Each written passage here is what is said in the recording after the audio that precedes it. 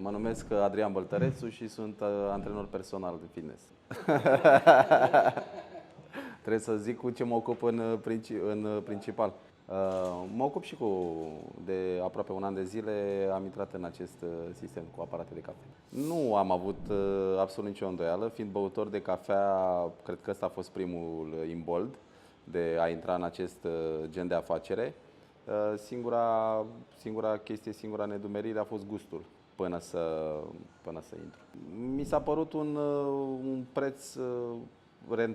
preț accesibil de intrare și nu m-am luat atât de mult pe calculele acelea pe care le-am găsit la dumneavoastră pe site, dar singurul lucru de care am vrut să mă conving a fost gustul. Dacă este net superior față de aparatele vechi de cafea, atunci merită să intru. Da, colaborarea a fost destul și de o parte și de alta, a fost destul de ok.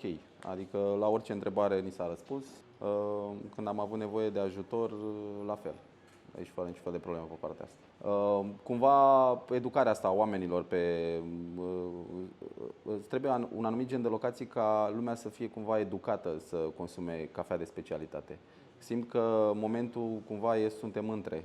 Adică ei vor cafea de specialitate la un preț corect și nu prea încă vor să rămână la gustul ăla de Iacob.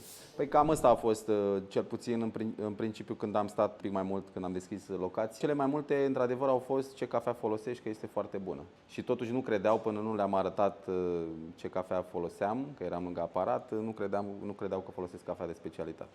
Bagă-te!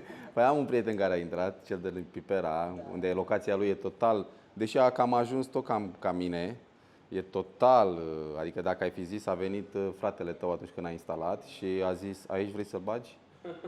Pentru că n-are absolut este la Metropolitan, la spitalul privat, unde e accesibilă doar ambulanțierilor și medicilor care stă acolo, pe tură cât să fie. Dar, la fel, i-a educat foarte bine în decursul ăsta și a crescut acolo.